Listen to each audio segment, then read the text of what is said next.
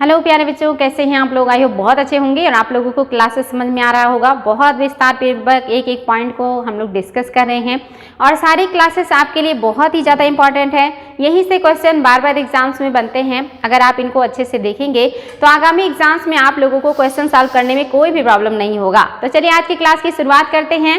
और आज भी आपका धर्म एवं दर्शन है। मैंने कल कहा था कि अभी हम लोगों का ये जो क्लास है ये 2-3 दिन चलेगा, चूँकि काफ़ी ब्रॉड है और बहुत इंपॉर्टेंट भी, इसलिए हम इसको छोड़ नहीं सकते हैं। तो चलिए देखते हैं आज क्या है आपके लिए।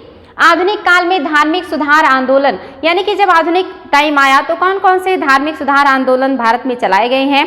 ये आंदोलन एग्जाम में बहुत ज़्यादा आते हैं। पहले तो सिर्फ डेट पूछता था और किसने चलाया ये पूछता था, लेकिन आजकल उससे रिलेटेड पॉइंट्स भी आने लगे हैं कि किस समाज सुधारक के द्वारा कौन सा समाज स्थापित किया गया और उस समाज ने कौन सी चीज़ों पर जोर दिया है या किसको उन्होंने अपने जो है एजेंडे में नहीं रखा है। तो ये भी आपको पता होना चाहिए, यानी कि विस्तार पूर्वक जानकारी होनी चाहिए। तो देखते हैं क्या है। पहला है ब्रह्म समाज, और आपको पता है ब्रह्म समाज की स्थापना किसने किया है? राजा राम मोहन राय ने, जिनको आधुनिक भारत का या कहिए कि पुनर्जागरण का अग्रदूत या पिता कहा जाता है।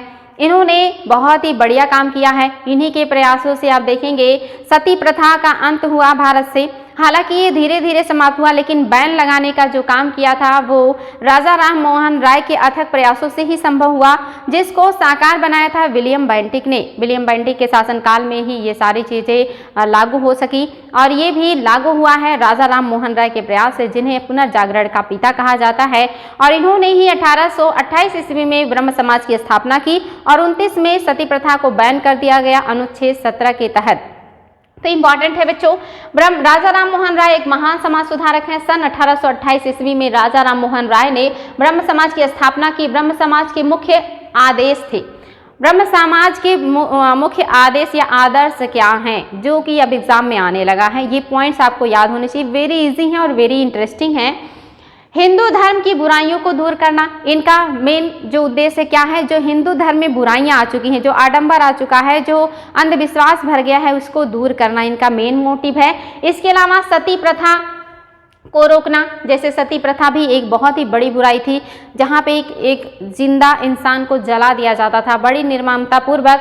और ये स्वेच्छा से तो होता ही था कि जो महिला है अपने पति की मृत्यु के बाद स्वेच्छा से उनके साथ चिता पे जल जाती थी, लेकिन कभी कभी या ज़्यादातर जो महिलाएं हैं जो वो नहीं मरना चाहती थी या वो नहीं जलना चाहती थी, तब उनको ज़बरदस्ती ऐसे चीज़ें पिला दी जाती थी जिससे वो बेहोश हो जाए या नशे में आ जाए और उन्हें ज़बरदस्ती जलाया जाता था। ये बहुत ही क्रूर प्रथा थी, जिसको रोकने का प्रयास किया इन्होंने और बहुत सारे सामाजिक कुरीतियों का इन्होंने निंदा किया, उसकी जो है भर्त्सना की इन्होंने। इसके अलावा एक ईश्वर की आस्था का प्रोत्साहन इन्होंने दिया, यानी कि ब्रह्म समाज कहता है कि सिर्फ एक ईश्वर को मानिए, इतने सारे ईश्वर को मानने की जरूरत नहीं है। तो एक ईश्वरवादी हैं, ये भी याद रखेंगे, या एक देववादी हैं। इंपॉर्टेंट है बच्चों ये तथ्य। इन्होंने बहु विवाह व बाल विवाह का विरोध किया। साथ ही ब्रह्म विवाह ने किसका विरोध किया है? बाल विवाह का। छोटे छोटे बच्चों का विवाह कर दिया जाता था, उन्होंने कहा ये गलत है। साथ ही बहु विवाह, एक एक व्यक्ति कई जो है महिलाओं से विवाह करते थे, जो कि कहीं से भी ठीक नहीं था, तो इसका भी इन्होंने विरोध किया। साथ ही जाति प्रथा व अन्य रूढ़िवादी अंधविश्वासों का भी विरोध करना तथा जाति प्रथा व अन्य रूढ़िवादी अंधविश्वासों का भी विरोध किया। यानी कि इन्होंने जो जाति प्रथा है, आप जानते हैं जाति प्रथा प्राचीन काल से लेकर के आज तक हमारे समाज में व्याप्त है। आज तो बहुत हद तक कम हो गया, लेकिन प्राचीन काल में ये बहुत ही खराब स्थिति में था, जहां इंसान को इंसान नहीं समझा जाता था। उस समय राजा राम मोहन राय ने इसका कड़ा विरोध किया था। तो आप देख सकते हैं समाज की जितनी बुराइयां हैं उन सब का इन्होंने विरोध किया और जो अच्छी चीज़ें हैं उसे लागू करने का प्रयास किया। तो रटना बिल्कुल भी नहीं, आप अच्छे से समझ सकते हैं कि कौन सी चीज़ें हैं जो एक अच्छा या बुद्धिमान व्यक्ति एक्सेप्ट नहीं करेगा, उसका विरोध करेगा। तो वही सारी चीज़ों का उन्होंने भी विरोध किया है। तो ये सारे पॉइंट्स आपके ब्रह्म समाज से संबंधित हैं। स्थापना कब हुआ है, किसने किया है, क्या मेन उद्देश्य है, ये सारी चीज़ें याद रखेंगे, एग्जाम में यहाँ से क्वेश्चन बनते हैं। दूसरा जो है ये है प्रार्थना समाज। प्रार्थना समाज की स्थापना भी 1867 ईस्वी में हुआ है। आत्माराम पांडुरंग ने इसकी स्थापना की है। ये भी बहुत ज़्यादा इंपॉर्टेंट है बच्चों। कभी कभी ये सारे समाज एक तरफ दे देता है, दूसरी तरफ उनके संस्थापकों के नाम दे देता है और हमें सही कूट की सहायता से मैच करना होता है, और कभी कभी सही और गलत को छांटने के लिए कहता है, कभी कभी इंडिविजुअल भी ये क्वेश्चन बन जाते हैं। तो ये बहुत इंपॉर्टेंट पार्ट है आपके लिए। तो याद रखेंगे कि प्रार्थना समाज की स्थापना 1867 ईस्वी में कहाँ हुआ है? बंबई हुआ है। ये भी एग्जाम में आ चुका है। डॉक्टर आत्माराम पांडुरंग द्वारा की गई थी। इस समाज का उद्देश्य था, क्या उद्देश्य है? ये उद्देश्य भी पूछता है, मैंने बताया आपसे, विवेकपूर्ण पूजा आराधना और समाज सुधार का कार्य करना। विवेकपूर्ण पूजा हो, आराधना हो और समाज सुधार का काम किया जाए, यानी कि समाज में जो बुराइयां हैं उनको दूर करने का प्रयास किया जाए। ये इसका मेन उद्देश्य है। इसके अन्य प्रमुख सदस्य थे न्यायमूर्ति महादेव गोविंद रानाडे व नारायण गणेश चंद्रावरकर। ये इंपॉर्टेंट है बच्चों। इसके अन्य सदस्य कौन कौन हैं?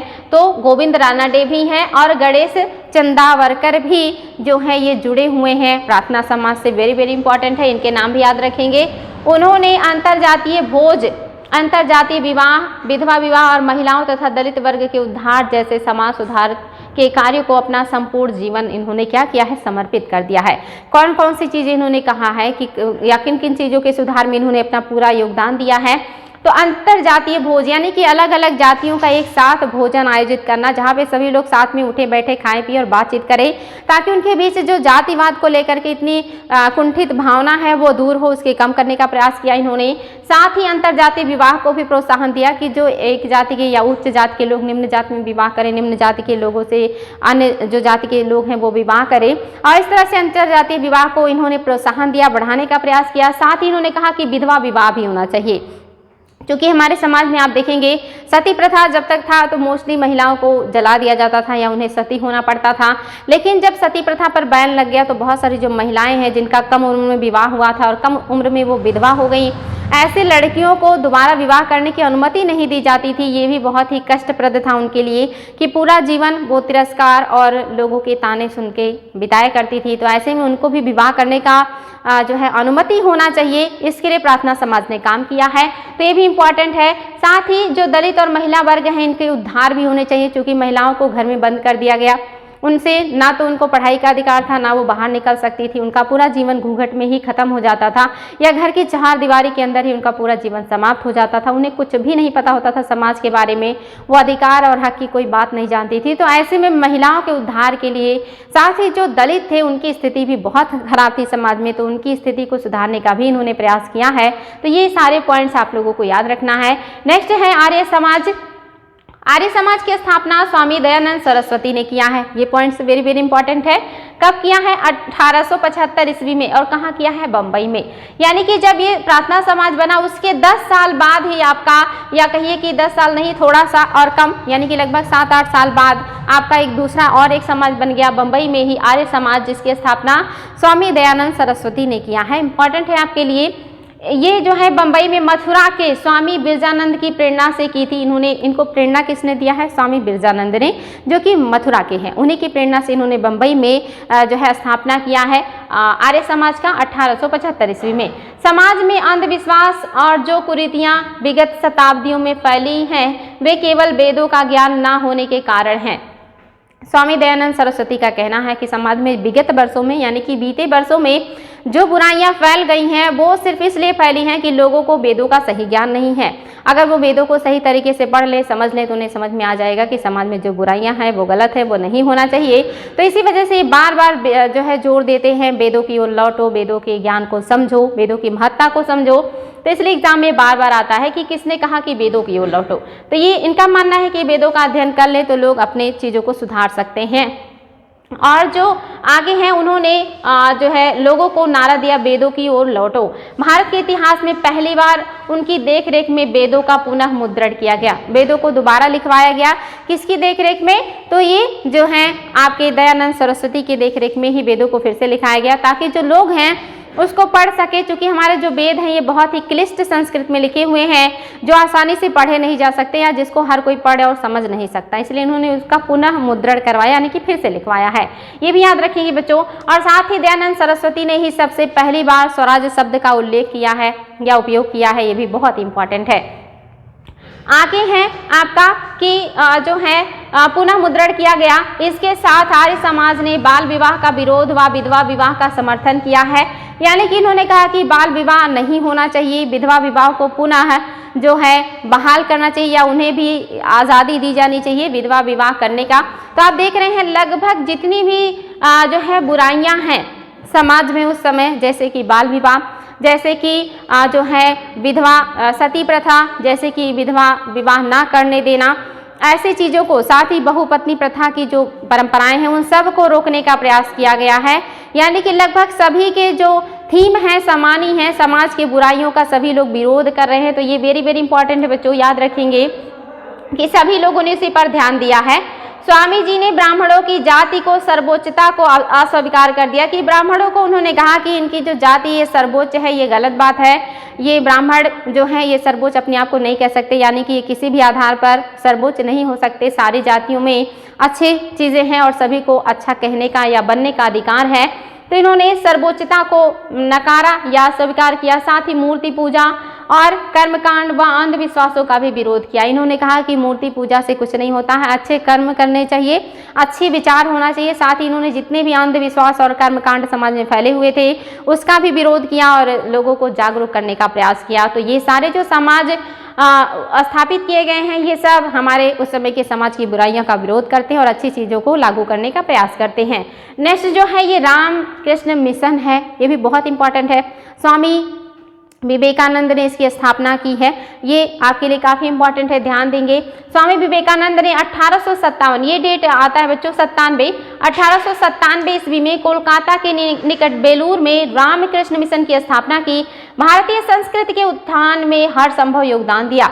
इन्होंने भारतीय संस्कृति के उत्थान में योगदान दिया। जो संस्कृति हमारी पतन की तरफ जा रही थी या उसमें जो कमियां आ रही थी उसको हटा करके उसको और बेहतर और अच्छा बनाने का प्रयास किया है, ये इंपॉर्टेंट है बच्चों। मिशन ने सर्वधर्म समभाव पर बल दिया है, यानी कि ये भी कहते हैं कि जो सभी धर्मों के लोग हैं उन्हें मिलजुल कर रहना चाहिए और सभी को एक दूसरे की चीज़ों का वैल्यू करना चाहिए, ध्यान देना चाहिए या प्यार से रहना चाहिए। 1893 ईस्वी में उन्होंने अमेरिका के शिकागो में आयोजित विश्व धर्म सम्मेलन में हिस्सा लिया था। एग्जाम में बार बार आ जाता है कि कब वो जो है अमेरिका गए थे और कौन से शहर में गए थे। तो 1893 का विश्व धर्म सम्मेलन था अमेरिका में शिकागो में, जिसमें विवेकानंद जी शामिल हुए थे। और वहाँ जब उन्होंने स्पीच दिया तो पूरे विश्व के लोग दंग रह गए।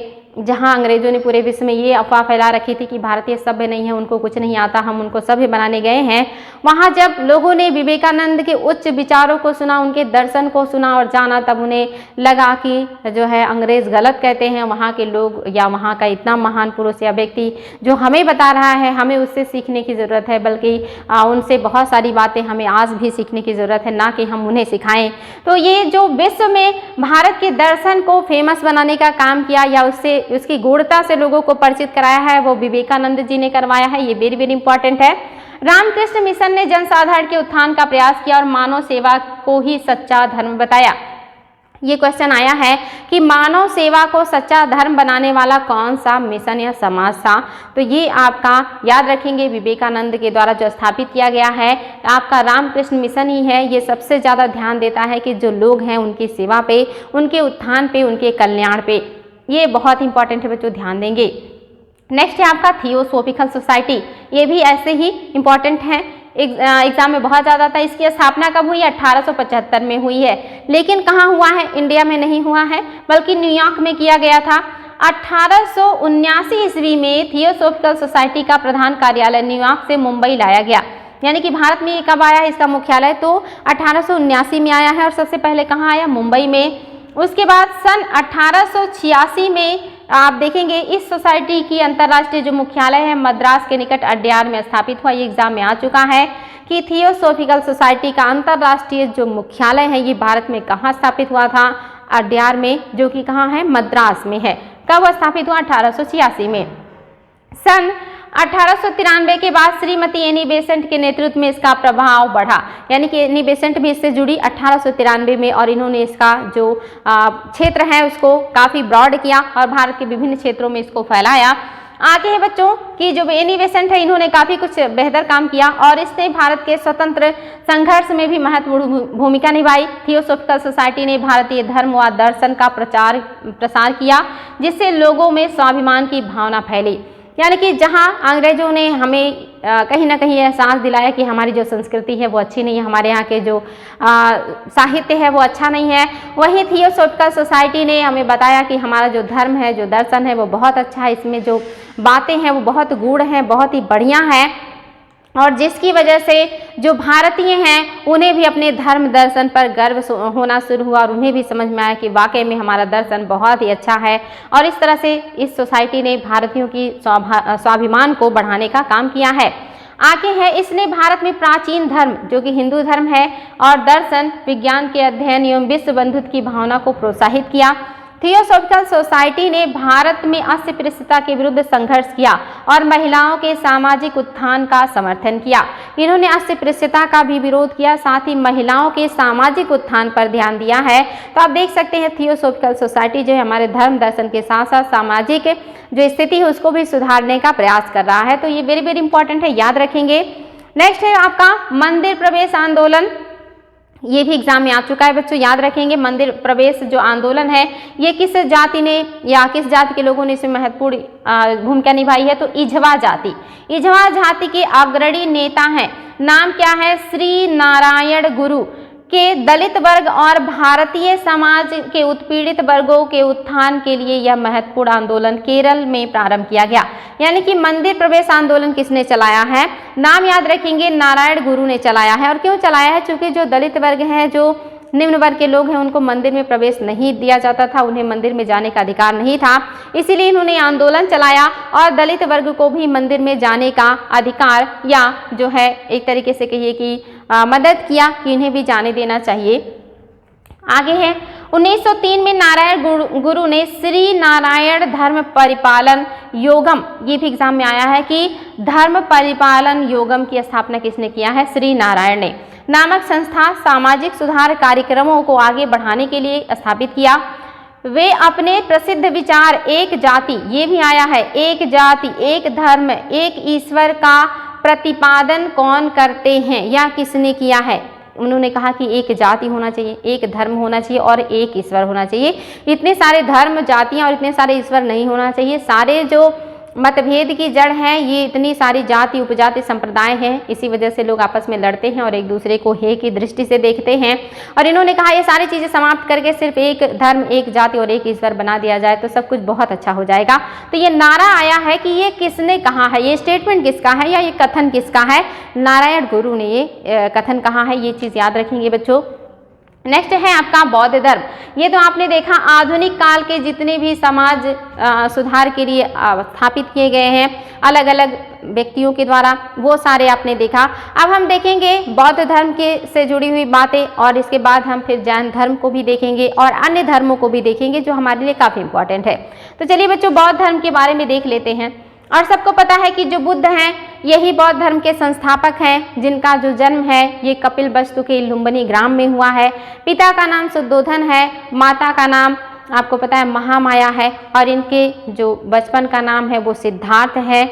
और ये एक बहुत ही बड़े राजा के बेटे हैं और इनके जन्म पर उस समय के महान विद्वानों ने घोषणा किया था कि आपका बेटा या तो बहुत ही बड़ा चक्रवर्ती राजा बनेगा या फिर बहुत ही महान सन्यासी, जिसकी वजह से इनके पिता इनको लेकर काफ़ी चिंतित रहते थे और इनको हर दुख दर्द परेशानियों से बचा के रखा। इन्हें जीवन के बारे में कुछ भी नहीं पता था, लेकिन एट लास्ट जब ये बाहर निकले और इन्होंने हर दृश्य को देखा और ख़ास करके बीमार बूढ़ा और मृत्यु के बाद जो इंसान की जाती हुई अर्थी होती है उसको देखने के बाद इनके दिमाग में जो उलझन हुआ और उसी की उलझन को शांत करने के लिए घर छोड़ देते हैं महात्मा बुद्ध।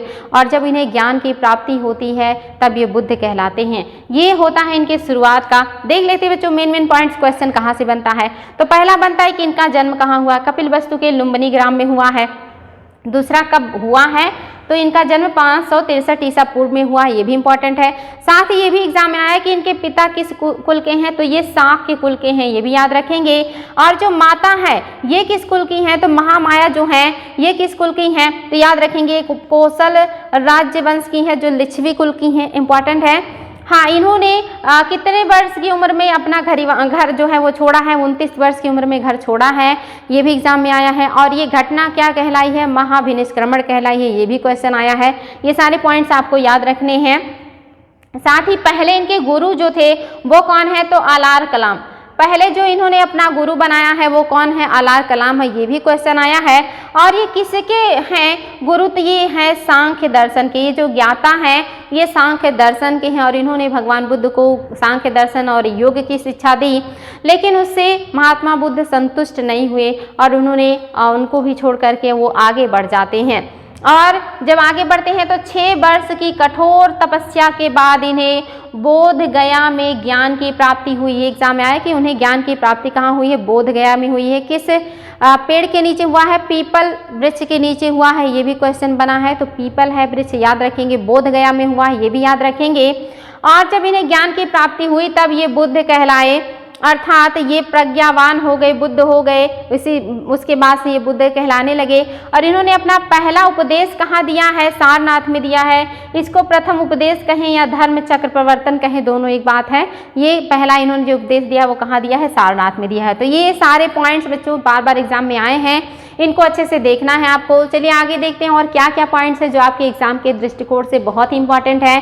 तो आगे है भारतीय कला में बुद्ध के जीवन के प्रथम उपदेश का चित्रण मृग सहित चक्र द्वारा हुआ है। सर्वप्रथम उपदेश कौशल राज्य की राजधानी श्रावस्ती में दिए गए, यानी कि सर्वाधिक, ये क्वेश्चन आया है, सर्वाधिक उपदेश इन्होंने कहाँ पे दिया है? तो कौशल राज्य की राजधानी श्रावस्ती में दिया है। ये भी क्वेश्चन आया है कि सर्वाधिक वर्षावास महात्मा बुद्ध ने कहाँ पे बिताया है? तो वो भी कौशल राज्य की राजधानी श्रावस्ती में बिताया है। ये बहुत इंपॉर्टेंट है बच्चों, याद रखेंगे। अपने प्रिय शिष्य आनंद के कहने पर बुद्ध ने वैशाली में स्त्रियों को बौद्ध संघ में भिक्षुणी के रूप में प्रवेश की अनुमति प्रदान की। ये भी बहुत ज़्यादा इंपॉर्टेंट है कि किसके कहने पर उन्होंने बौद्ध संघ में भिक्षुणियों को स्थान दिया? तो आनंद के कहने पे दिया, उनके प्रिय शिष्य थे। कौन से जगह पर ये अनुमति मिली? ये भी क्वेश्चन बना है, वैशाली में बनी। और पहला कौन सा इंसान है या कौन सी महिला है जो बौद्ध भिक्षुणी बनी? ये भी क्वेश्चन बना है। तो इन्हीं की मौसी प्रजापति गौतमी। ये सारे पॉइंट्स बच्चों याद रखेंगे, बहुत इंपॉर्टेंट है। तो वो पहली बार बनी है। और यहाँ से जो है आगे 80 वर्ष की आयु में जो है इनका 483 ईस्वी में मल्ल गणराज्य की राजधानी कुशीनारा में बुद्ध ने अपना शरीर त्याग दिया। ये भी क्वेश्चन बना है कि कौन से राज्य की राजधानी में? तो मल्ल राज्य की राजधानी में कुशीनारा में इन्होंने अपना जो है जीवन का आखिरी जो क्षण था उसको बिताया, या कहीं इनका महानिर्वाण प्राप्त हुआ। तो ये इंपॉर्टेंट है बच्चों, याद रखेंगे। हाँ, यहाँ पे एक स्टेटमेंट बहुत फेमस है कि उन्होंने आनंद से कहा था कि अगर हमारे बौद्ध भिक्षु में भिक्षुणियाँ शामिल नहीं होती तो ये 1000 वर्ष तक चलता, लेकिन अब चूँकि महिलाएं भी शामिल हो रही हैं बौद्ध संघ में, तो अब ये मात्र 500 साल ही चलेगा।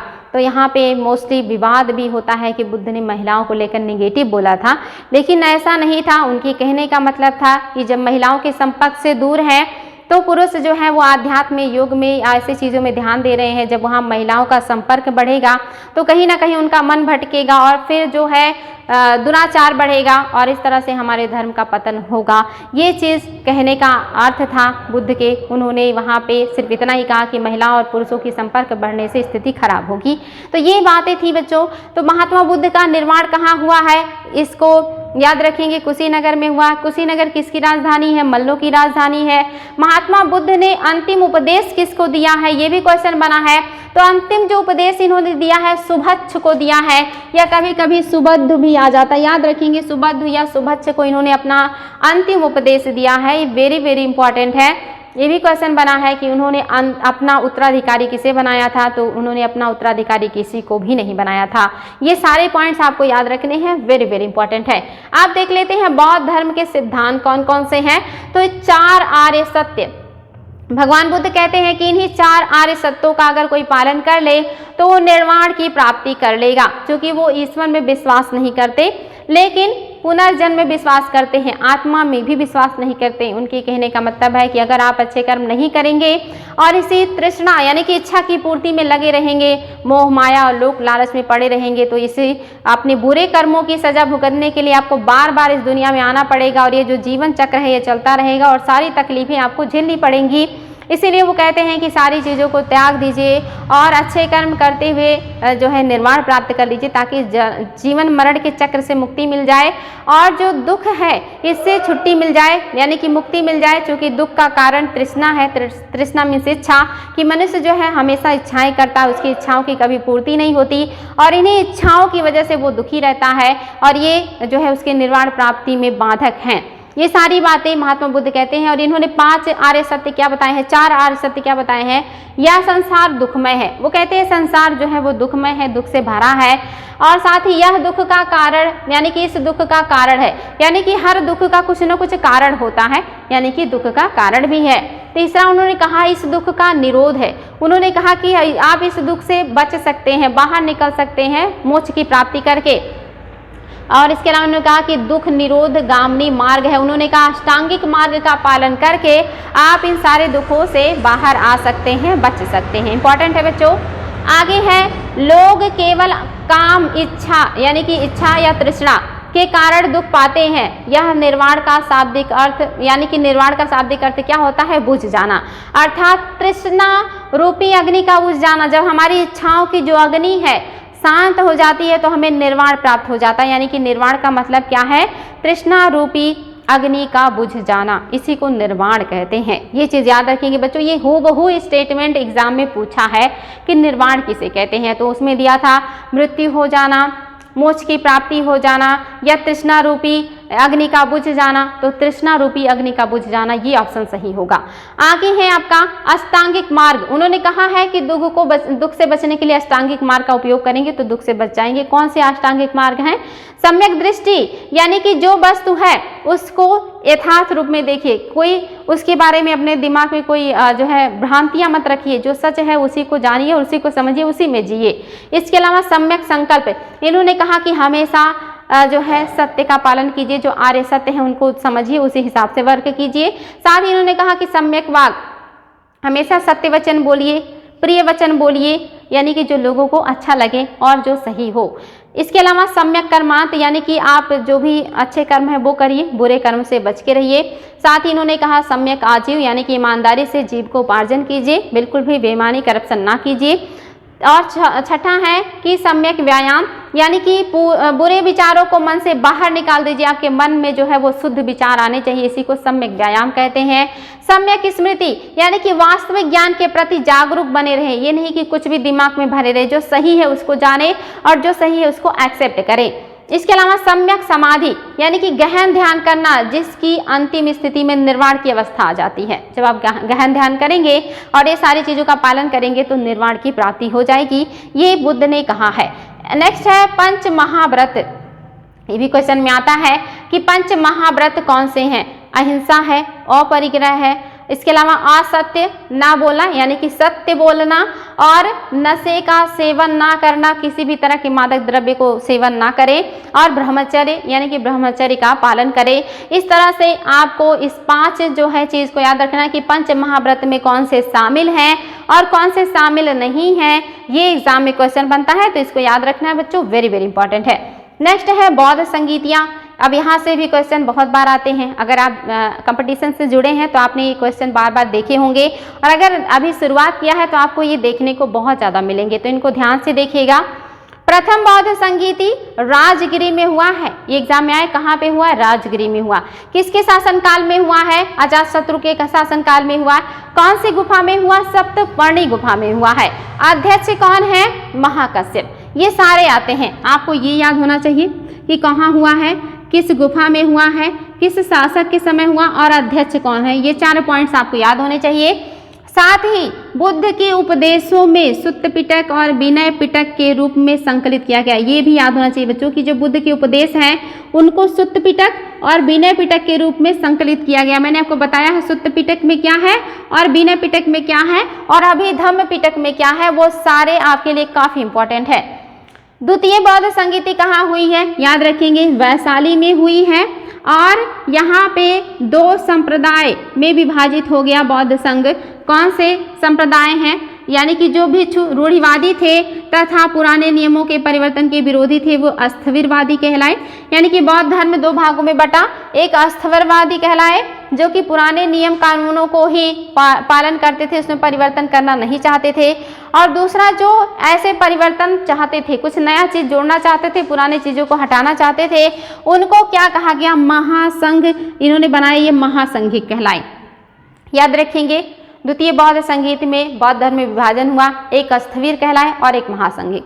अस्थविर कौन, जो पुराने ही नियम कानून या पुराने ढर्रे पर ही रहना चाह रहे थे और वो कोई भी बदलाव नहीं कर रहे थे, और दूसरे वो जो समय के साथ उसमें परिवर्तन करके अपने हिसाब करने का कोशिश कर रहे थे, वो महासंघिक कहलाए हैं। ये वेरी वेरी इंपॉर्टेंट है बच्चों, एग्जाम में ये भी आया है, दोनों पॉइंट याद रखेंगे। तृतीय संगीति कहाँ हुई है, पाटलिपुत्र में हुई है। अध्यक्ष कौन है, मोगलपुत्र तिस्य हैं, और यहाँ पे भगवान बुद्ध के उपदेशों के गहन दार्शनिक सिद्धांतों का संकलन अभिधम्म पिटक के रूप में किया गया। जहाँ पहले में सुत्त पिटक और विनय पिटक बना है, वहीं आप देख रहे तीसरे में अभिधम्म पिटक आया है, जो कि उनके जो उपदेश है उनके सैद्धांतिक या दार्शनिक सिद्धांतों का संकलन है। इसमें बुद्ध के उपदेश त्रिपिटक के रूप में संकलित हैं, यानी कि जो उनके उपदेश हैं वो त्रिपिटक के रूप में संकलित किए गए हैं। चतुर्थ संगीति ये कब हुआ है, कुषाण काल में या कुषाण वंश के समय में हुआ है। शासक कौन है, कनिष्क है। कहाँ हुआ है, कश्मीर के कुंडलवन में हुआ है। वेरी वेरी इंपॉर्टेंट है बच्चों। और इसके जो अध्यक्ष हैं ये वसुमित्र हैं, और उपाध्यक्ष कौन है, ये भी इंपॉर्टेंट है, याद रखेंगे। उपाध्यक्ष जो हैं वो हैं आपके अश्वघोष। अश्वघोष एग्जाम में आ चुका है कि उपाध्यक्ष कौन थे, अश्वघोष। अध्यक्ष है कौन, वसुमित्र, उपाध्यक्ष अश्वघोष। यहाँ पे कौन सी महत्वपूर्ण घटना घटी है, तो यहाँ पे बौद्ध धर्म का विभाजन दो संप्रदाय में हुआ है, हीनयानी और महायानी। ये याद रखेंगे बच्चों, दो संप्रदाय आए हैं, हीनयान और महायान। तो अगर पूछे कि अस्थविर और महासंघिक में विभाजन कब हुआ, तो द्वितीय बौद्ध संगीति में, और हीनयान और महायान में कब विभाजन हुआ है, तो आपके चतुर्थ बौद्ध संगीति में। यहाँ से हीनयानी अपनी पुरानी परंपराओं से ही रहे और महायानियों ने बहुत कुछ बदल दिया। महायानियों ने कहा कि भगवान से भी बढ़कर होते हैं बोधिसत्व, और बोधिसत्व जो है वो सबको निर्वाण प्राप्त कराने के बाद खुद निर्वाण प्राप्त करते हैं, और बोधिसत्व जो होते हैं ये सबसे अलग और संन्यास का पालन करते हैं, जिनको ज्ञान की प्राप्ति हो चुकी होती है, लेकिन मोक्ष प्राप्ति अपना करने से पहले ये लोगों को, यानी कि जो उनको मानते हैं उनको मोक्ष प्राप्ति कराते हैं, और फिर मोक्ष की प्राप्ति ये खुद करते हैं। तो ये महायानियों का मानना था। ये बोधिसत्व इन्हीं की संकल्पना है, यानी कि महायान से ही बोधिसत्व जो है शब्द सामने आया, जिन्हें ये लोग भगवान से भी ज़्यादा ऊपर या महान मानते हैं, जो सबको निर्वाण प्राप्त कराएंगे और बहुत दयालु हैं। भारत में पूजित पहली मानव प्रतिमा शायद बुद्ध की ही है। अगर एग्जाम में आए कि पहली जो है मानव प्रतिमा जिसकी पूजा हुई वो बुद्ध हैं, क्योंकि बुद्ध एक मनुष्य के रूप में धरती पर आए और उन्हें भगवान के रूप में जो पूजा गया तो वो बुद्ध ही थे। बाकी भगवान की तो हम कल्पना करते हैं और कल्पना करके कोई भी आकृति स्ट्रक्चर बना के उनकी पूजा करते हैं, लेकिन बुद्ध एक इंसान के रूप में रहे और उनकी मूर्ति बना के पूजा हुई। तो पहली मानव प्रतिमा जिनकी पूजा हुई है वो शायद बुद्ध ही थे। आगे बच्चों बौद्ध धर्म से जुड़ी कुछ अन्य महत्वपूर्ण तथ्य। पावरन समारोह। पावरन समारोह क्या है?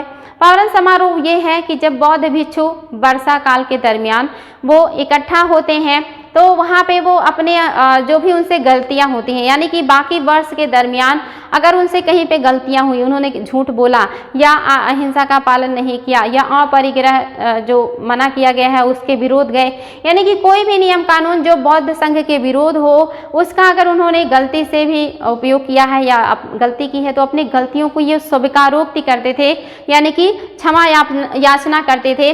तो याद रखेंगे इसमें भिक्षु अपने अपराधों की स्वीकारोक्ति करते थे कि हमसे ये गलती हो गई है और हमें क्षमा करें, आगे से हमसे ऐसी गलती नहीं होगी। इसी को पावरन समारोह कहते हैं। एग्जाम में आ चुका है बच्चों कि पावरन समारोह क्या है।